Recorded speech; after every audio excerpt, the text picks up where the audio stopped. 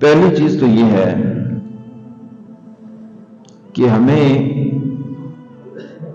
کچھ چیزوں کو بالکل اپنے دل و دماغ میں اس طرح بٹھا لینا چاہیے کہ وہ خواب کے اندر بھی ہمیں بھولنے نہ پائے. یعنی اتنی وہ گہری بٹھائی ہو، اتنی وہ مضبوطی کے ساتھ بٹھائی ہو کہ ہمیں وہ بھولنے نہ پائے. چونکہ سارے دین کی جو بنیاد ہے وہ ان چند چیزوں پہ ہے. سب سے پہلی بات یہ ہے کہ ہم بندے ہیں، ہم ایک ذات کے پیدا کیے ہوئے بندے ہیں، اور جب ہم بندے ہیں تو ہم اس ذات کے سامنے محتاج ہیں. ہمارے پاس زندگی ہے، لیکن یہ جو زندگی ہے یہ زندگی ہماری اپنی نہیں ہے. یہ زندگی ہے کیا ہے؟ اس کو ہر بندہ سمجھتا ہے، جانتا ہے کہ زندگی یہ ہے کہ جسم کے اندر روح ہے تو زندگی ہے، اور جسم کے اندر روح نکل جائے تو زندگی ختم. اس کو اور آسان کر لیں تو یوں کہہ سکتے ہیں کہ اگر جسم کے اندر سانس آ رہا ہے، جا رہا ہے تو زندگی ہے، اور اگر یہی سانس اندر رک جائے تو بھی زندگی ختم، یہی سانس باہر رک جائے تو بھی زندگی ختم. اب ہم یہ سمجھتے ہیں کہ ہم اپنی اس زندگی کے خود مالک ہیں، یہ زندگی ہماری ہے، ہم جو چاہیں کریں. لیکن یہ بنیاد بھول بیٹھتے ہیں کہ یہ زندگی ہماری اپنی نہیں ہے، یہ تو اللہ تعالیٰ کی دی ہوئی ہے. نہ ہم اپنے سانس کو اندر روک سکتے ہیں، نہ اس کو باہر روک سکتے ہیں، نہ ہم اپنے جسم کو کسی حصے کو بڑھا سکتے ہیں، نہ کسی کو کم کر سکتے ہیں،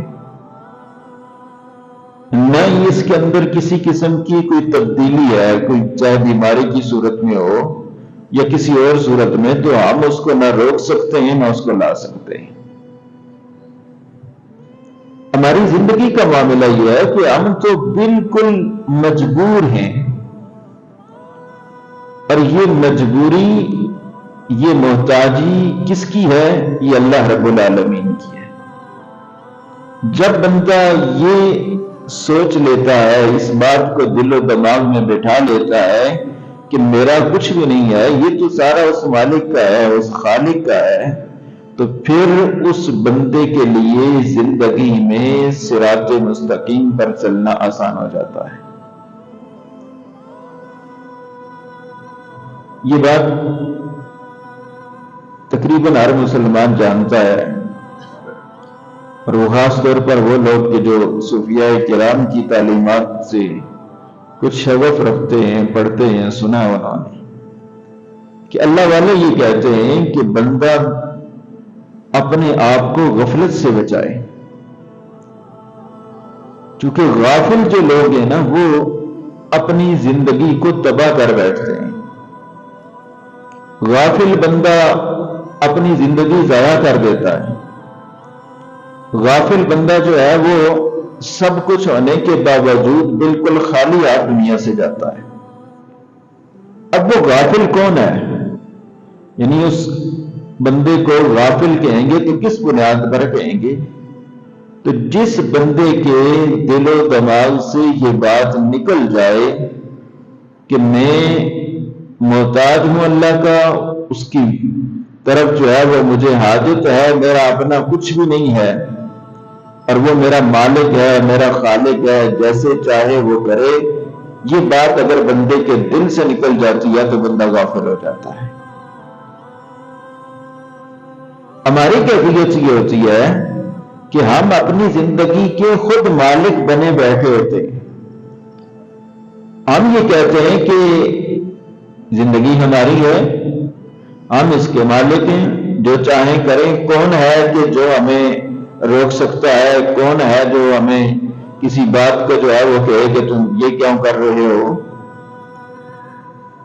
بلکہ ایک بڑی تعداد ہوگی. آپ ان کو نماز کا کہیں تو وہ کہیں گے کہ ٹھیک ہے آپ پڑھ لو نا، آپ کو میری کیا فکر پڑی ہے. یا وہ کہیں گے ٹھیک ہے اگر تم پڑھ رہے تو اپنے لیے پڑھ رہے ہو، کون سی میرے لیے پڑھ رہے ہو. یا کہتے ہیں کہ وہ پڑھ لے تو نے میری قبر میں تھوڑا ہی جانا ہے.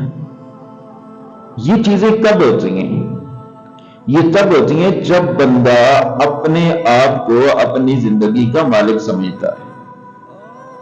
اور اگر بندہ یہ سمجھ لے کہ میں اپنی زندگی کا مالک نہیں ہوں، میری زندگی کا مالک اللہ رب العالمین ہے، میں اپنی زندگی کا اختیار نہیں رکھتا، میری زندگی کا اختیار اللہ رب العالمین کے پاس ہے، وہ بندہ غفلت سے نکل جاتا ہے.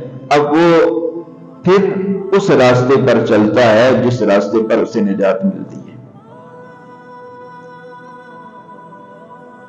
کیونکہ جس بندے کو یہ پتہ چل جائے، یہ سمجھ آ جائے کہ میرا تو کچھ ہے ہی نہیں ہے، میں اپنی مرضی سے نہ سانس لے سکتا ہوں، نہ ہی جو ہے وہ سانس اس کو خارج کر سکتا ہوں، نہ میں اپنی مرضی سے جی سکتا ہوں، نہ اپنی مرضی سے مر سکتا ہوں، نہ اپنی مرضی سے میں خوشی لا سکتا ہوں، نہ اپنی مرضی سے غم لا سکتا ہوں، نہ اپنی مرضی سے میں آسانی لا سکتا ہوں، نہ اپنی مرضی سے میں مشکل لا سکتا ہوں.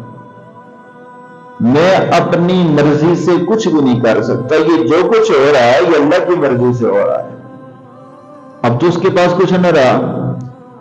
اب جو چیز اس کے سامنے آئے گی وہ یہ ہے کہ وہ یہ کہے گا کہ جب میں اپنے رب کا محتاج ہوں تو پھر مجھے اپنے رب ہی کی مرضی پہ چلنا چاہیے، مجھے اپنے رب ہی کی مرضی پہ چلنا چاہیے، اسی کے حکم کو پورا کرنا چاہیے.